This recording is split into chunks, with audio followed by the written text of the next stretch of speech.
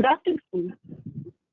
I'm Survi Joshi, Coordinator and Advisor E3 India Project, and it gives me immense pleasure to welcome you all to this webinar on Introductions to E3 India Models. Now we have with us today the key speaker for the day, Unada Chapracha. Unada is the Principal Economic Modeler at Cambridge Econometrics. We are also joined by Ranjit Bharvikar, India Program Director, Regulatory Assistance Project, and Becky Wicks. Becky is the Communications Manager at RAP, and she would be administrating the go-to-meeting for us. Now, the way we plan to do this webinar is, I will initially briefly delineate the key motivations of E3 India project and our journey till now, and then hand it over to Unada for technicals. We plan to take brief clarifying questions along with the presentation, but I would request that the detailed ones, let's park them for the question and answer session at the end. Now to start, E3 India is a collaborative initiative of Regulatory Assistance Project and Cambridge Econometrics to develop a comprehensive state-level model for evidence-based policy making in India. Now, the genesis of the project dates back to early 2015, when the Indian government decided to scale up the existing renewable energy targets to 175 gigawatts of renewables by 2030. Now, if we analyze this decision, it's a major techno-economic transition for a country like ours. Now, energy is one of the key inputs embedded in all the activities in our economy, and therefore, this change would lead to inherent socio-economic implications for us. Now, energy anyhow is a developmental issue for us. So therefore, evaluating costs and benefits of these transitions in terms of GDP, employment, or environmental impacts become critically important. Now, there is another point to understand, which is that each state in India has a very different energy discourse. So, this policy will have very different distributive impacts across Indian states. Now, how do we analyze these impacts?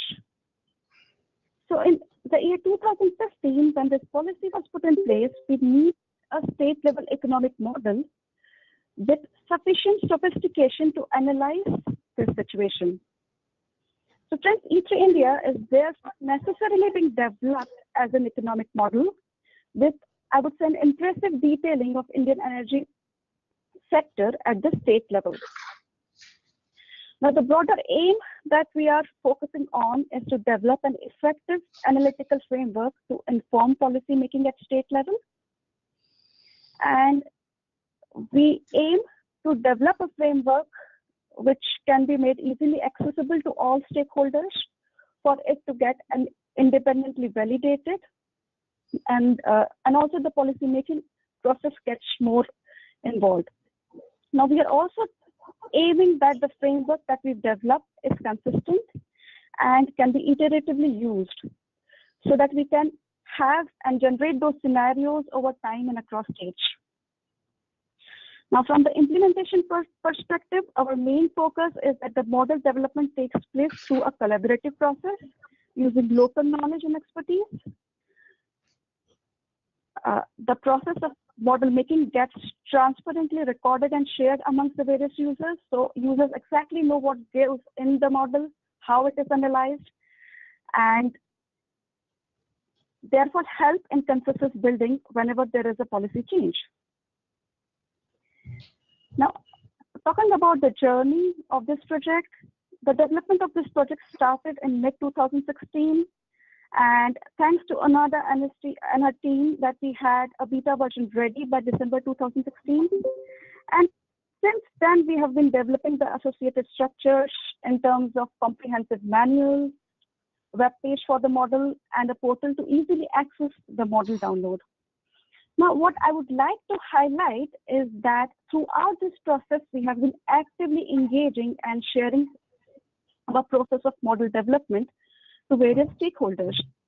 We have already conducted 3 outreach events and presented at 2 international conferences we've got the inputs incorporated in the model, and we continue to do so, and we would be continuing to do so. Now, this webinar series is a stepping stone for us to reach a broader range of audiences who can access this model now very freely, try to use it, provide the inputs, and I believe it's going to be an ongoing process for some time. We plan to do these webinars also on the regular basis, covering various different aspects of model, its various uses, and primarily also providing technical guidance and training to use this model. Now, with this introduction to the model, I would now like to introduce the key presenter for the day, Unada Chapracha. Now, Unada is Principal Economic Modeler at Cambridge Econometrics. She has over 10 years of experience in development and application of CE's E3 NE model, along with E3 models for India, Brazil, Kosovo, and the US. Her recent E3 modeling contributions cover a variety of topics, including energy and resource efficiency, carbon and energy taxation, feed-in tariffs, renewable subsidies, collaborative economy, border tax adjustments, etc. Now, what I would like to add is a very small thing, that Unada has been the key person who has been developing this model from the scratch. So I would say nobody knows ins and outs of this model better than Unada does. So Unada, shall we start? Yes, thank you, Surabhi, for that introduction. And I would like to say thank you for everyone who joined this webinar, especially I appreciate that it's late on a Friday evening in India. So this session we'll talk about we'll just give you a brief introduction to the E3 India model. The model itself cannot be explained in an hour webinar. So if you have any questions that perhaps is not covered in this presentation, do feel free to contact me, and I'm hoping that I can direct you to the answer in the model manual, or if not, I will do my best to answer to your questions. Okay, so this session is a repeated session that Hector Pollitt, my colleague, has given previously. I have heard from Surabhi that some of you has also attended already that session. So I'm trying in this presentation to add some additional material to cover. So that is quite a lot of information to go through. So let's start. Okay, so a quick introduction, because we will go through these in detail in the coming slides. So the E3 India model is a computer-based model that we set up to assess policies between energy, environment, and economy linkages in India. It's not a model for India as a whole, but is a model that breaks down to 32 states level. So we have interaction between states, and we can set policies and analysis done at the state level. The model in itself is an econometric model, so it consists of a lot of stochastic equations. These equations are separate to economic equations, labor market equations, energy equations, and to fit it all in, we have an accounting framework or identities that set a framework for these structure, if you like, of the model, and we have the econometric equations that describe the behavior of the models. So as I say, it's based on a national accounting framework, so how everything fits together, which I will present in the later slide. And it is designed mainly for scenario application rather than forecasting. It can be used for forecasting, but in this E3 India version, we have set it up primarily for scenario analysis in order to compare it to the business as usual. The model currently have annual projection out to 2035, mainly because we didn't want to go much beyond that, because our the data that we use, historical data that we use, is about 20 years, so it's not long. So anything beyond that would be a bit too stretch. The model itself can be set up also to look at ex-post evaluation, but currently the standard version is set up to do ex-ante going forward. Okay, so Suravi has already mentioned the background and rationale why we were asked to construct this model. So mainly this model is basically, we would like to have it as a tools available to users, especially in India, to help assist policymakers with planning future policies and regulations. This model is, the aim is not to compete with the existing models out there in India, but to help supplement, because it's provide a unique alternative to the most commonly used general equilibrium type. So it's an econometric model. So it is good for policymakers to be aware that there are other type of models out there, and perhaps it produces different answer to the same question. So it is good to not just relying on one type of model, but to have some sort of different tools to provide the same level of analysis. Okay, and we also told that in India, these policies are usually set at state level. So hence the brief for the model is to construct the model at regional level. So the model itself was based on the model that Cambridge Econometrics have, which is the E3ME global model. The E3ME model has been around since the 1970s, and it has been used extensively for the European Commission. But more recently, we have expanded our global coverage, so it is being applied around the world, really, in Brazil, in the East Asian country. But the E3ME model is at country level, so we do not have any state breakdown within the E3ME model. So we use the existing well-known E3ME framework to apply and set up this E3 India model. And so in the E3 India model, we have state level, and within that is further breakdown to 20 sectors, which allowed, again, a detailed analysis of each state economy. Okay, so far,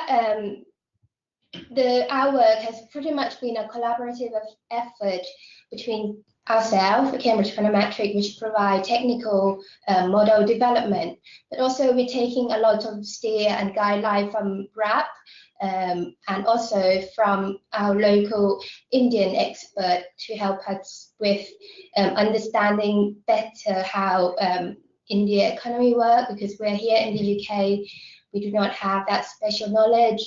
And when it's ready, which is that's the stage where we are now, it will be made available to researchers in India under some sort of license agreement. And as I mentioned, the aim of this model is to develop a community of users in India and not to replace existing modeling. So that's a key kind of like point I want to get across. And yeah, it's pretty much an ongoing work. It's a collaborative effort. So as more people are using it, I'm hoping to get more feedback and ways that we can improve the model better. So it's an ongoing development. So it's not going to stop here. It's not like we have produced a model and that's it.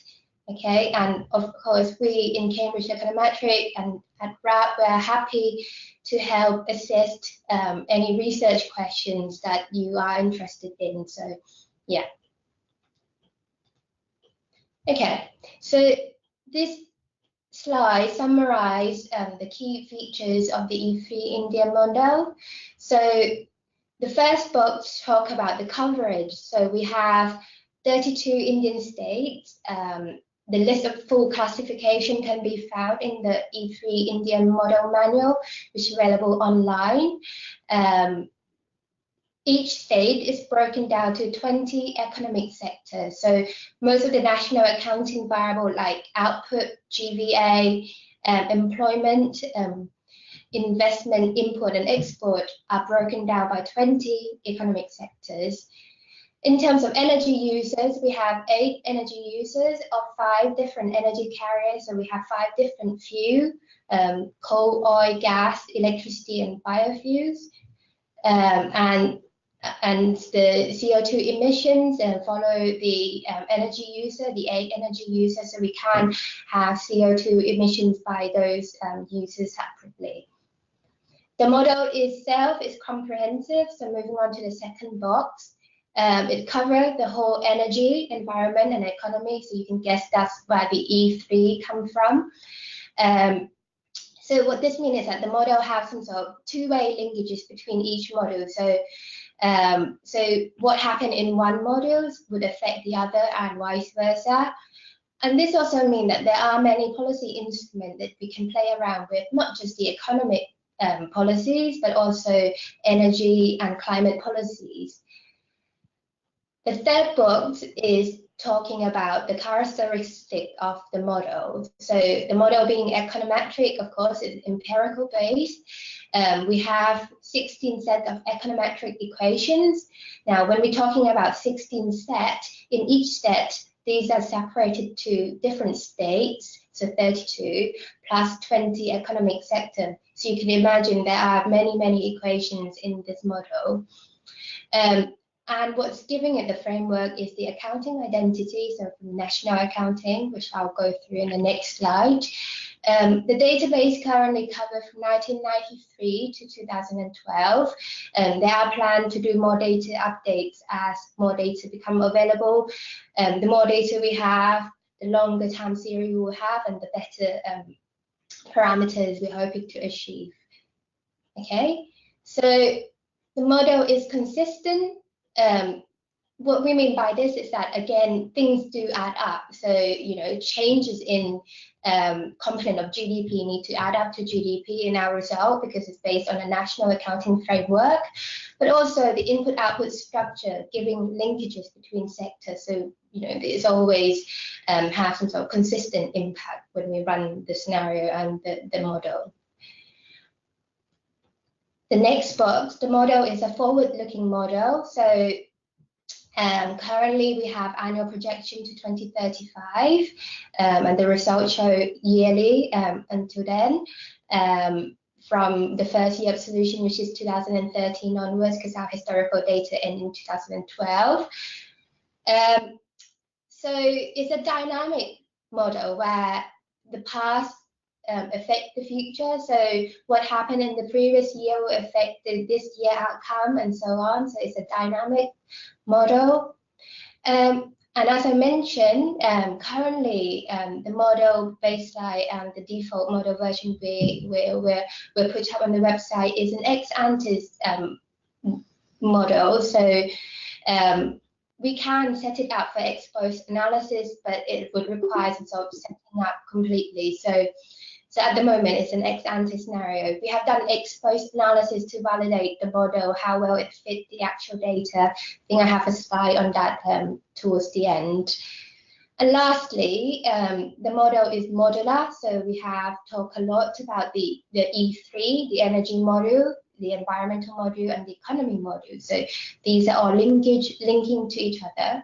But that's what this means is also that each model can actually be switched off, and we can plug in exogenous input. So if we want exogenous energy input, we can do that, but then still provide the result on the environment and economy, or vice versa. We can switch off, we set economy to exogenous to find the result on energy and environment. Very importantly, this model objective to begin with is to look in detail at renewable target in India at each state level. So we have included this detailed treatment of the power sector and power generation submodule, which is treated slightly differently. So it doesn't use an econometric equation, but it uses a bottom-up technological transformation submodules. I'll talk about that briefly here. Okay. I think this features on this slide we pretty much has already covered the structural disaggregation of variables. So yeah, that's been discussed how it break down to sectors and state level. Based on national accounting and accounting identities, yes, we have talked about that. It's dynamic and it's based on time series data. Our econometric approach is two-stage error correction model. So this means that we're estimating short-term as well as long-term, which allow for the model result to provide some sort of short-term dynamic impact as well as the long-term trend when we're running our scenarios. Another, we had one question coming from Karthik.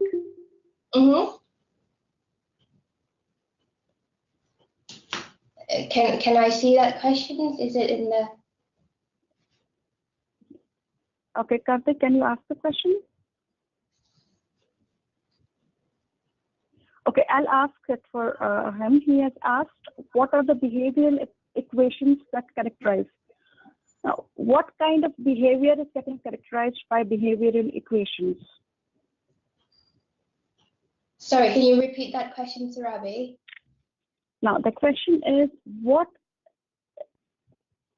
kind of behavior do you map by using behavioral equation? What do you infer by behavioral equations here?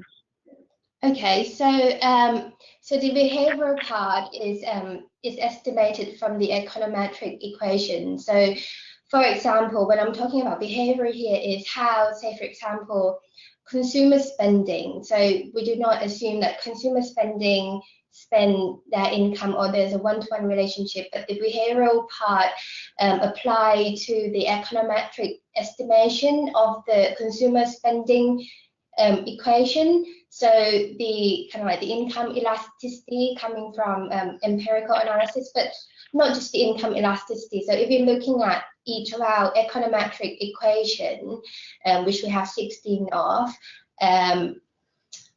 we have different variables that are treated as explanatory variable.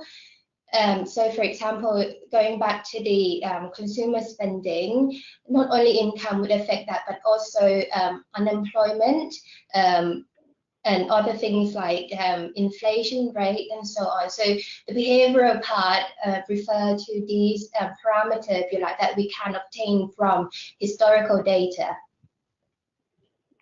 Okay.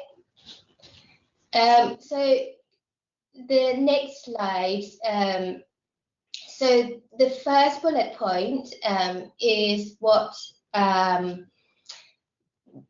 makes the key distinction between the kind of like the econometric types model like E3 and DEAR to a common general equilibrium type, because the model itself is open, so we have no assumptions on full employment. So there can be existing involuntary unemployment in an economy. We don't assume budget balance, so the government can either be in deficit or in surpluses, or we don't assume balance of payment equilibrium. So the market that we're estimating in our model are not in equilibrium in any means. So and we do not have any optimization assumptions.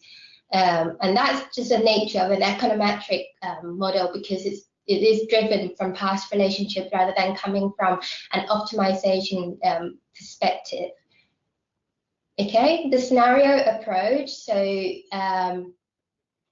this allows for many policy package to be modeled. So we do not necessarily have to look at one type of policy on its own, but we can do a lot of combination of policies trying to emulate the real life policy, if you like, and to provide quantification of the result and impacts on various variables that can be looked at within the modeling framework. And lastly, in the treatment of uncertainty, so in itself, the econometric estimation, we have error distribution that we can look at, but also uncertainty can also be applied when we run the scenario. So in variation of the assumption and policies, for example, you might want to run a central scenario, but run a lot of sensitivity analysis around it to provide some sort of range of uncertainty in our result. Okay, so this is a very broad overview of the E3 India model. So the three main E's, economy, energy, and emission. And these of the model are treated separately. In economy module, this is again very detailed. So we have the labor market, we have all the component of national accounting. So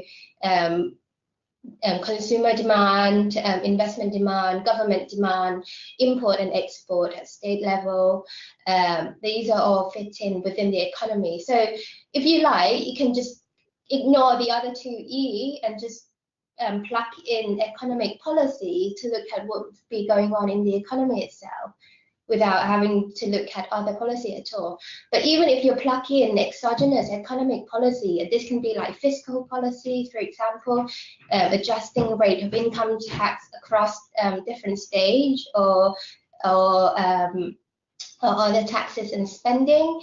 Even if you're not cared about energy policies or emission, you have the impact coming through on the energy, because what happened in economy will result in economic activity and prices level that would affect energy demand here, which is modeled in the physical terms.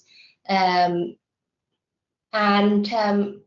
similarly, you can plug in energy policy, for example, energy tax, or renewable policies, and you'll get the economic result coming through because of the linkages between these different modules. On the emission side, it's mainly driven by the energy use, but within that, we can also plug in environmental policy like carbon tax and other types that would then feed in. So carbon tax will have an effect on the economy, on how people have to pay for a higher price for energy because of these carbon tax. So it's all captured in the modeling framework.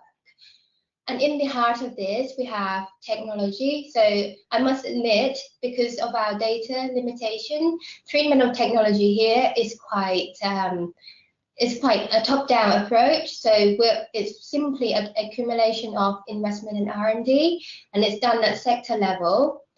But we are not talking about bottom-up technologies here. We're just talking about general technological progress that we can capture from investment and R&D from the economic data. But there lies technology in the middle, which is endogenous, because investment is endogenous in the model. And that will have impact on the economy itself. So the technology feeds through like the different equations, so including import and export and other ones. And it's also linked to energy use, because from here we can approximate technology as energy efficiency, if you like, so some sort of indicator that linked to energy use. Okay. So next, we'll talk about the National Accounting Framework that's lies in the economy module of E3 India. So this chart represents what's happening in one single state. So there's 32 of them. So in the heart, we have the input-output structure. I must admit again that we haven't got all the input-output table for all the state because it's really difficult. So this is something that we kind of like hoping to improve upon, to have more details, input-output data available for us so that we can improve our analysis. For the state that we do not have input-output tables, we simply use India input-output table as our starting point. Okay, so here the input-output table provides kind of like a relationship between sectors in E3 India, and along this side we have what we call the final demand, if you like. So we have this final demand from household, from government consumption, from investment demand, change in inventory, so that's a small part, and the export demand for each of the sectors, and the import is treated as a negative demand.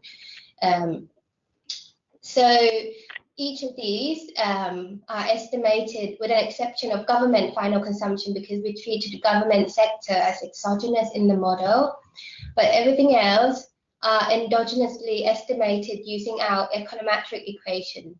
So for the household, we are estimating that using consumer classification, and we're converting that back to the industry classification in order to add up the final component of demand.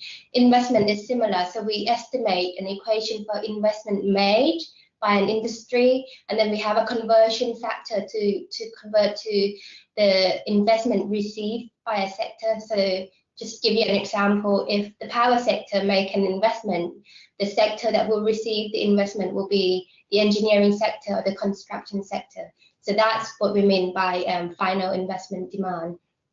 Okay, export and import we also have by sector, 20 sector. And coming down from the input-output structure, we have the labor market part, which is treated as endogenous. Again, we have an equation for wages and employment in the model. And again, that is split by the same level of industry. And profit is treated as the difference between output and GVA. And if you sum across, you should get the total output, and which is the same as domestic supply. So this is a national accounting framework that provides consistency in the model, and everything has to add up to this framework. Okay, Unada, we have two questions. Okay, one is from Karthik, who is asking, are the prices of technology assumed to be known perfectly? And then we have a second question from Professor Ghosh, who is asking if the economic multipliers for the input-output tables are captured in the model. Yes, that's right. So, so the second question, I think we'll answer in the next slide. Can you repeat the first question again, Surabi? I can't. Okay, how are the prices of the technology assumed? How do we come to the prices of the technology? Are they known perfectly, or do they get simulated to the model? What happens? Okay, so I'll talk about price in the next slide as well. So I think I will not respond to those questions, but I'll go through the slides and then see if it's not clear, yeah? Because this is a new slide I added, so Hector didn't cover this slide previously. So, so just to give you an overview of the economic structure within the model, let's start off with this output in itself. So this is the, if you like, the input-output structure. This is the interdependency between sectors. If one sector increase output, it will buy more inputs from its supplier, who will turn it purchase from their own supplier. So if you like, this is like the type 1 multiplier here, just within this input-output circle there. The next one is the income loop. So if you follow this blue circle line here. So increase in output may increase employment, because employment is part of the production, which in turn lead to higher income to the workers, or it generate higher income for people who were previously unemployed. And that will result in higher household expenditure and increased demand again for products, which will lead to increase in output. So this, if you like, is similar to the type 2 multiplier if you're looking at the input-output analysis. And last, and we also have this investment loop. So when a sector make an investment, other sector that produce that investment goods, like construction and engineer, will benefit, and that will lead to another round of multiplier, if you like. So that's the investment multipliers. And lastly, the trade dependency loops. So the E3 India is a model for India only. So any extra import and export basically will go to kind of like the part where it's exogenous to the model. We treated other world countries as exogenous. So their economic activity, these can be exogenously determined as part of the input to the model. So for example, you might want to increase GDP of the US and see what would happen to export of each state in the E3 India model, but it's treated as exogenous. And similarly, any import that go towards outside India will not have any feedback through the model unless you change the economic activity exogenously. But what happened within India will have an endogenous relationship. So when you increase demand in a state, some of those will be met by import from other states, and that complete our trade loop within E3 India. Okay, does that answer the multiplier questions? Yeah, I think so. Okay. Or we can have a detailed discussion later in the Q&A session. Yeah, let's proceed. Okay, right. So the next slide is to do with price. Again, so let's start it off where at the industry price within the state. So the one in the middle. Now our price are estimated econometrically. So what determines price level at each sector and in each state is cost. It's basically based on a markup theory on cost. However, the key distinction here is that we don't assume a one-to-one cost pass-through. So if cost increase by 10%, we do not expect industry price to increase by 10%. The extent to which each sector in each state pass through the cost is estimated from historical data. Now, what that means is that firms or industry do have a different level of competitiveness. So if they are in a competitive market, historical data might show that cost increase do not necessarily lead to price increase. So the cost pass-through rate or the elasticity on unit cost to industry price might be small, like so less than half, for example. So firm absorb some of the cost increase themselves through lower profit and so on. So what make up of the yes, sorry. Sorry, we have a small query by Professor Victor. What is the interstate exports in this? What? Sorry, what? What is the interstate? How do we calculate the interstate exports? How do we calculate industry export? Interstate exports. Sorry, industry exports. exports across states? Sorry, can you just type that question and I will have a look Okay. at the end. Is that okay? Sorry, I can't quite hear you very. Sure. Yeah, let's continue. Yeah. Okay. Sorry, so let me just continue. So we have in what make up of costs are three main things. So unit material costs. So this is calculated from the input-output structure. So you can imagine a car manufacturing by iron and steel from other sectors. So together this form the unit material cost. So if cost of your material increase, this will affect your cost for production in your industry. Then we have the unit labor cost, which is determined by level of employment and also wages. And then we have the tax bit, which is exogenous to the model. So together, these three costs form unit costs for an industry, and which will feed through to the industry price. On top of that, import prices also have a role in determining industry price, because that represents level of competition from abroad.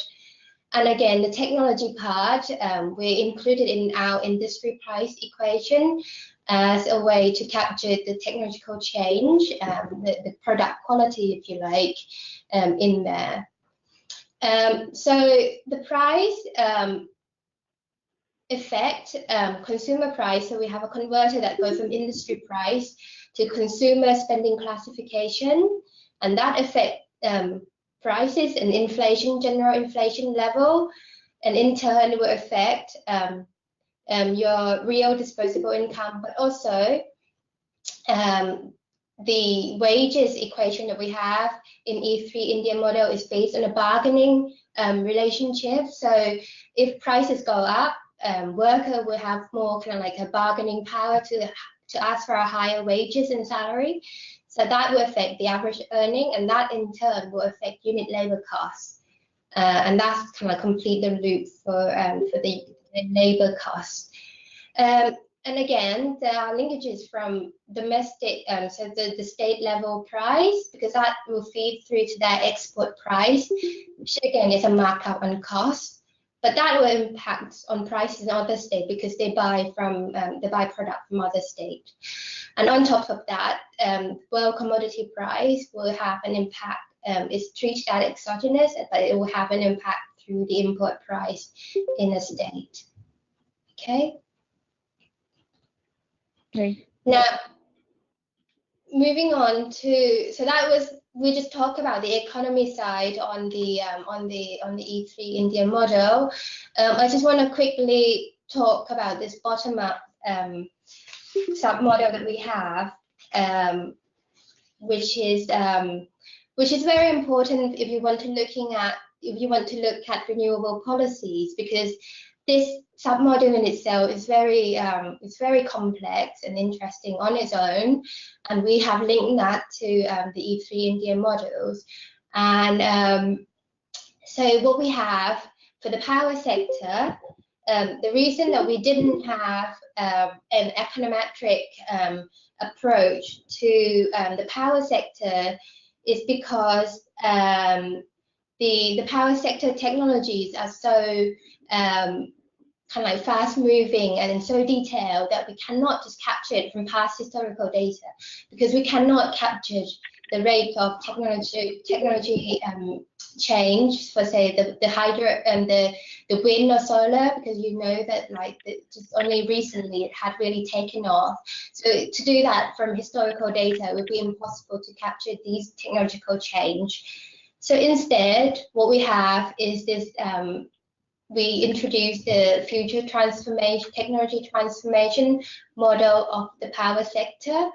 And within this, we have 24 different power generation technology for each of the states. Now, so there are a lot more information available on this FTT power, and I don't really have time to go through it. But So you see that how it fits into the rest of the model. The E3 India itself will estimate final electricity demand from end user like household or businesses, industry, and that will feed into the FTT power, which then calculated the best way of allocating to different technology of power generation. Now that is based on the diffusions kind of like concept. So there's a path dependency, and the way in which each technology can take off can be influenced by policy. So for example, feed-in tariff or subsidy to make it more attractive for that technology to take off. With all that, the FTT power calculating the power mix for each state, and from that power mix, we have the result for power sector investment, because we can calculate that, and the average electricity price, which can be worked out from the average levelized cost of each technologies, and other things like fiscal adjustment for subsidy. So if we put in exogenous subsidy of particular technologies, that could be adjusted in the government balance to make sure that it's revenue neutral, for example. And other policy that we can plug in from the economy side, like feed-in tariffs and so on, or carbon tax.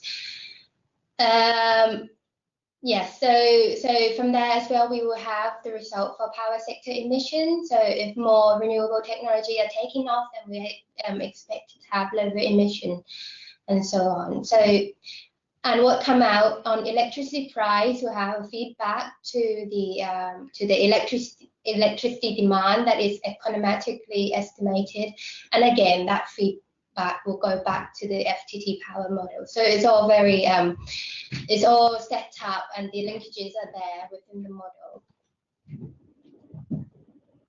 Okay, so I think I have given enough perhaps flavor of the framework and how the overview of how everything fit together. Now let's talk about input to the model. So types of policy that we can look at. The E3 India, as I say, can be used for economic policies, but it's mostly, well, from our experience anyway, used for energy and climate policies to provide a macroeconomic impact on a state level. So that could mean that we can look at carbon and energy pricing or tax for very specific users or in a specific state, and we can set any rate if you like. And because of the detailed disaggregation, we have that option available. Incentive for renewables, again, we have 24 different technologies, so we can do that at the state level. Energy efficiency, I have an example in the next slide to show you how these fit in. But also other things like price shock, so we can do quite easily changing our exogenous assumption on global energy price and how that could be affected.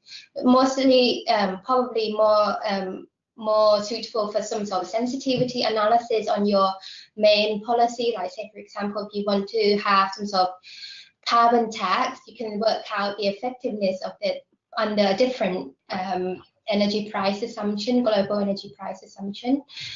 Okay, and other than that, the model can be used to assess more general economic policies or shocks to the economy. So if you just want to look at kind of like sector-specific policies and how this affect other sector, we can do that. Or if you want to look at labour market policies, we can do that as well. For the power sector, I just want to give you a quick list of what can be done for the power sector. So carbon tax for the power sector, that can be done quite easily.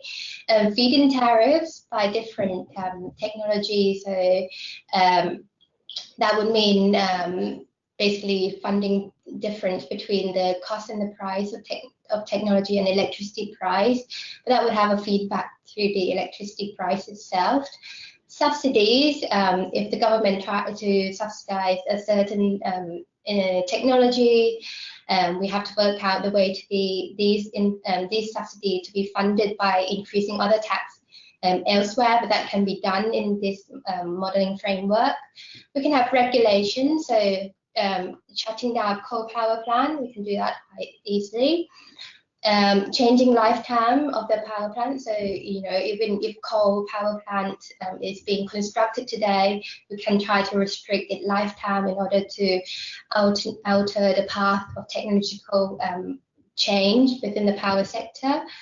Or alternatively, we can just simply ignore the FTT completely and just put in an exogenous renewable target in each state, but to still let the FTT come up with the cost and the investment required that would then feed back to the economy. Alternatively, we can have outside the FTT, but would then feed into FTT policy. What would happen if we have an exogenous change to the electricity demand to begin with? Okay. I appreciate I'm running out of time, but I'll go through it anyway. I hope that's okay. So this is the energy efficiency, an example of the interaction that you will get when running a scenario on energy efficiency. When we talk about energy efficiency, we are talking about investment in a particular technology that will reduce energy demand consumption. So usually the key input to do this are the level of investment and the estimated savings that come with it.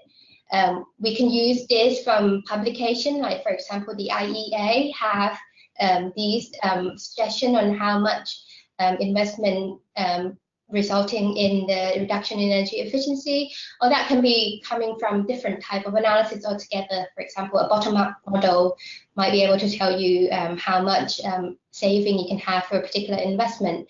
But we can then plug this into to the model as an exogenous reduction in energy demand.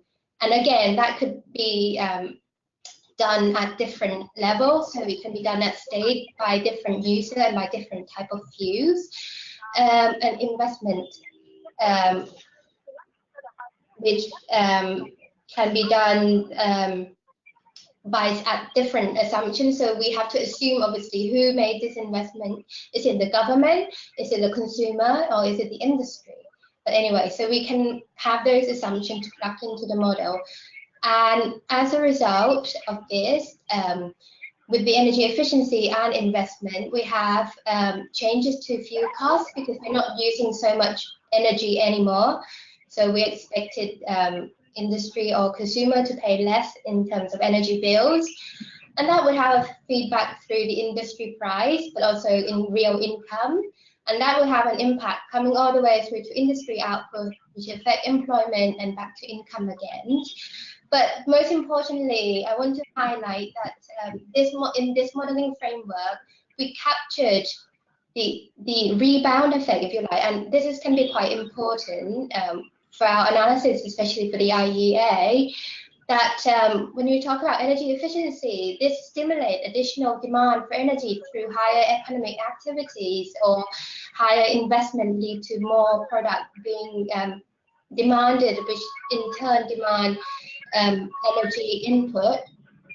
And so and so this modeling framework captured the rebound effect automatically, and that means that we would then have the eventual result on CO2 emission, or the energy use might not be as high as what we put in initially because of these rebound effects.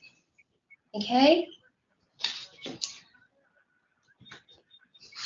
Right, so on the output, so just to give you a list, so typical output from the model are GDP, output by sector, and GVA by sector and state, but also other economic component of the output, which is consumption, investment, prices, inflation, and trade is available.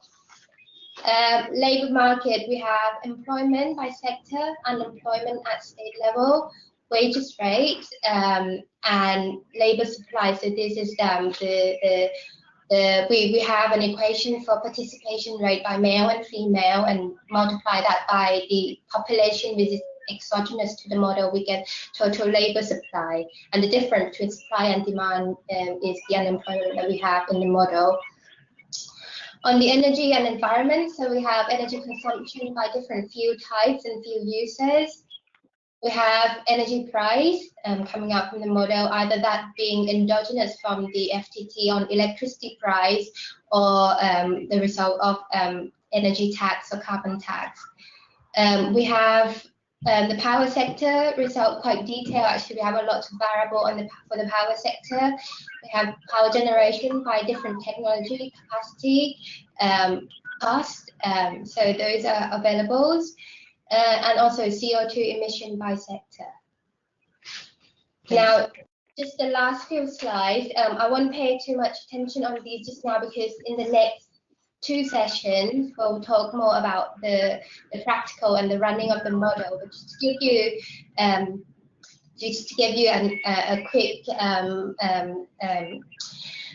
slides on the model itself. So the model run on the normal Windows desktop or PC or laptop, and that's what it looked like if you're running it from the DOS command prompt. Alternatively, we can run it through this E3 India Manager software, which is you can obtain from the website. And again, I will show you in the next session how to run these and how to inspect the result. But the model itself is a one place for you to change input, setting up model and run different scenario, and also looking at the result. So in this case, we have 2 scenarios, so the baseline and a test scenario, and we can compare the result. Have an option to display the result, export to CSV. So it is quite flexible, and I hope that you'll find it easy to use. Lastly, so being an econometric model, it's important we can validate our equations, and we have a volume in our manual that talk about model validation in details. But just to give you a quick summary, this is how well the model as a whole, as a system, fits compared to the actuals over the historical period. As you can see, it's actually not too bad. The scale is a bit distorted because it starts from 25 billions rupees. So yeah, so in if you're plotting from 0, it would be a lot more closer. But yeah, so just to show you that it actually fits quite well to historical data. Okay, so yes, this is the last slide. So in summary, it's a model. E3 India is a model at a state level, and it breaks down to 20 different sectors. It's an empirical econometric model based on historical data, and it's not a CG model. So things like short-term impacts on unemployment can be assessed. And yes, so next session we'll do a lot more practicals, and I'll talk you through how you use the software, run the baseline scenarios and also test scenarios. And the website that you can find the model manuals, and to download the model is here. Okay, and I think that's the end of my presentation. Okay. Okay. Thank you, Nada. We are just on time. I opened the question and answer session. Yeah. I mean, well, you're welcome to ask questions, or I'll take it from the list that I have. Yeah. Professor Ghosh, do you want to ask something?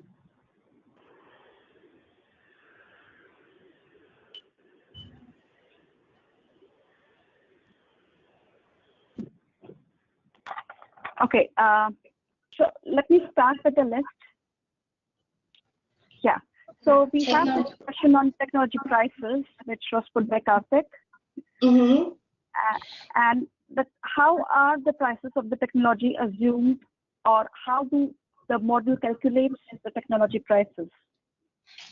So the technology prices in the power sector model is pretty much driven by the different cost components of different power sector technology.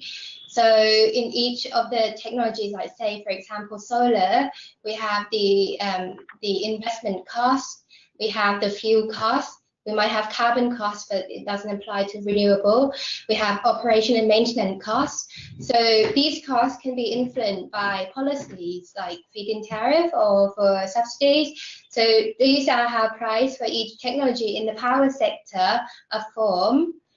In the economic equation, we, as I said, the treatment of technology is pretty much top-down.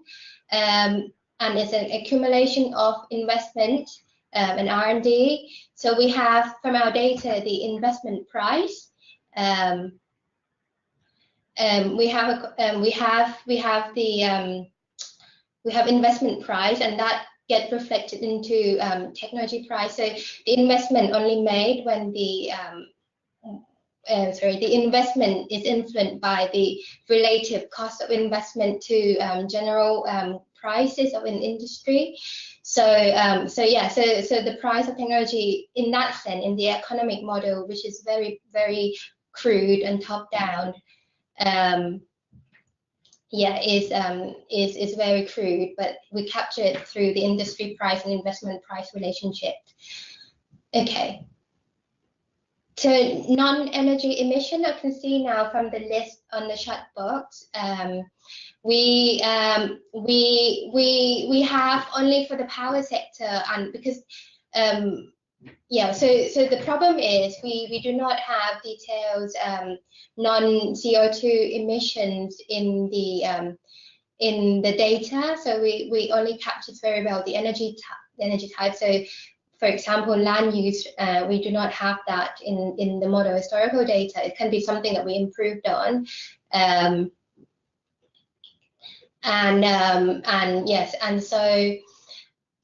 it's not there. So it's not there at the moment for non-energy emission because we do not have non-energy demand treatment in the model.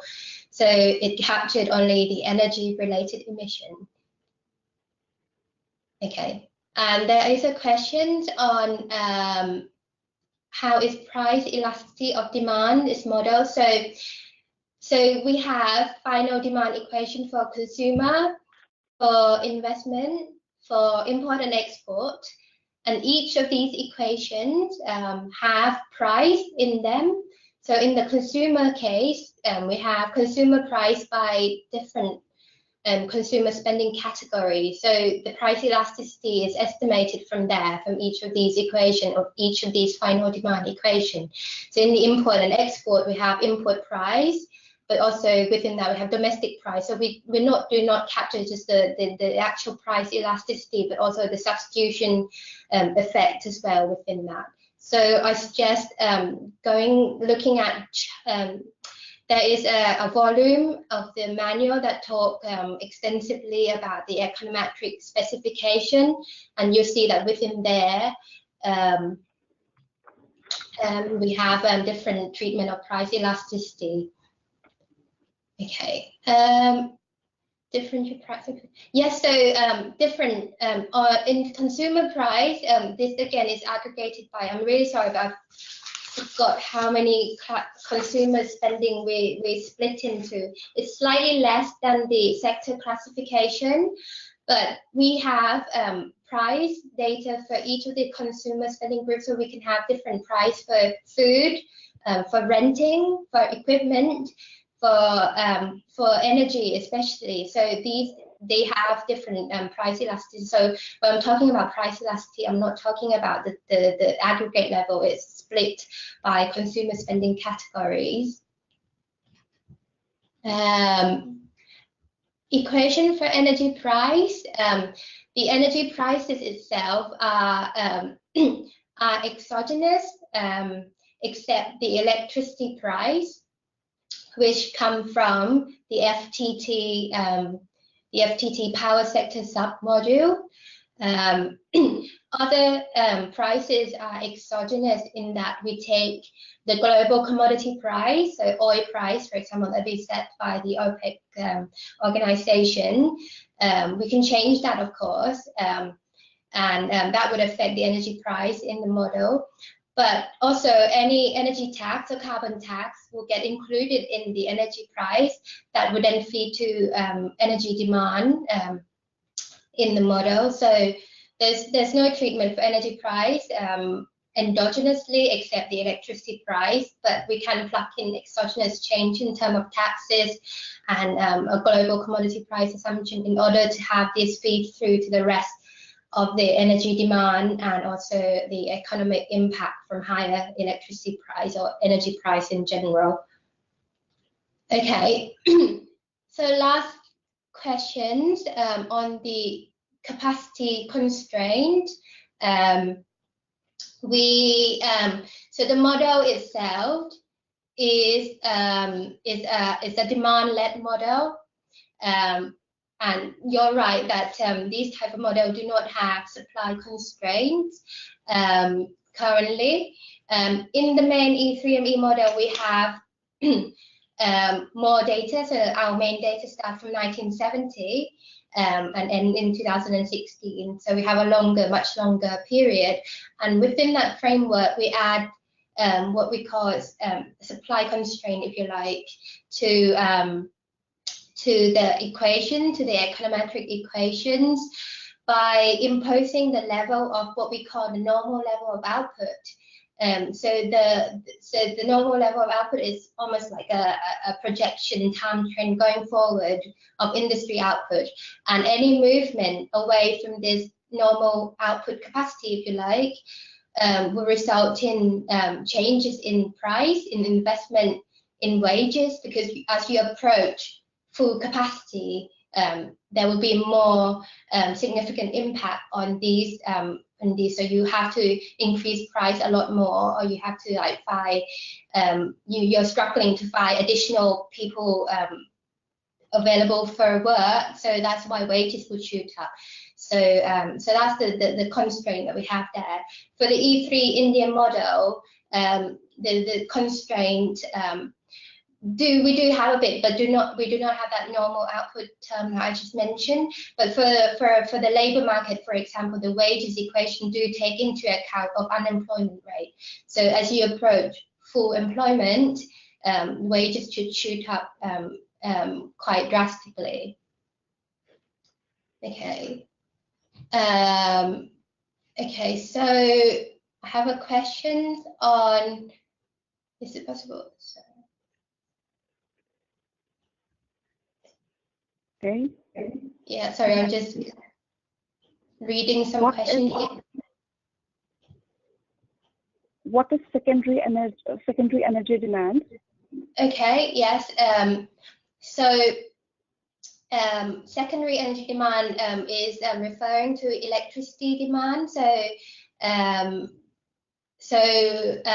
I think it's differentiate between primary and secondary, and primary is just what the power sector used to produce electricity, and then the secondary is the electricity demand in itself used by other users.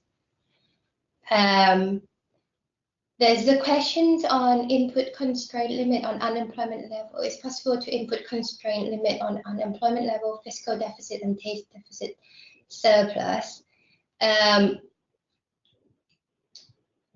Yes. Yeah, so these obviously can be modeled exogenously. We can have a shock to employment or to the labour force, and the government budget to make sure that it's in balance, if you like. And so it is possible, but the model itself isn't designed to have this if you like, market clearing or equilibrium or neutrality within that, unless we plug in the input ourselves. Okay, have I missed any questions?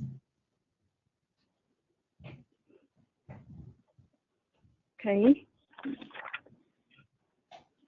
So I think there was one question which we missed on how is the interstate exports considered or calculated. It was a question raised by Professor Sikra. Okay.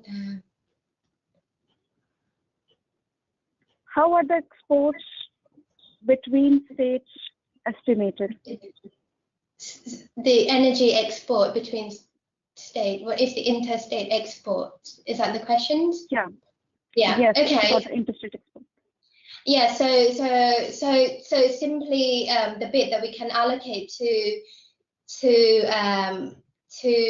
between state trading. So we have in our trade equation, we have separated the bit that come from outside India and the bit that come within inside India, but not necessarily within the state. So like say in Delhi might buy from other states in India, and that's what we call the interstate trade. And the treatment actually is quite simple. We use some sort of an economic distance. So we work out the longitude and magnitude of different state location, and comparing that with the historical data to project that forward. So the relationship between the trade between different states. So yeah, so distance and also the level of economic activity have some sort of role in determining where the export coming from within India. By Karthik as well. Now, what all emissions can be estimated using this model? Can be just 2 GHG emissions, or we can have other emissions like SOT emissions or NOx also estimated using this model? Yeah, it's just currently, the environmental models considers only the CO2 emission mainly. We have other NOx and SO2 included for the power sector, but currently that's the environmental models as it stands. It doesn't have other like raw material or anything like that currently, no. But again, it's something that we can look into developing, because in the main E3ME model, because we have data, we can model raw material consumption. So that would enable us to look at issues like circular economy, for example. But pretty much this model is restricted to the data available to us. So it's some sort of a simplified version of an E3ME model that we have. Okay, thank you. So what I feel is like we do have a really comprehensive model for all of you to use, validate, give us the inputs of how you like the model. If you have any issues in terms of maybe technically trying to understand how the loops work or running the models, please let us know. This is going to be an ongoing process because we are in the model developmental stage. We would be needing your inputs, maybe your help as well, to make this model better and more usable for all of us. So with this, I sincerely thank all of you for giving your time. We have exceeded time, but I think everybody here was present for the entire time. Thanks a lot, and a very good evening to all of you, and a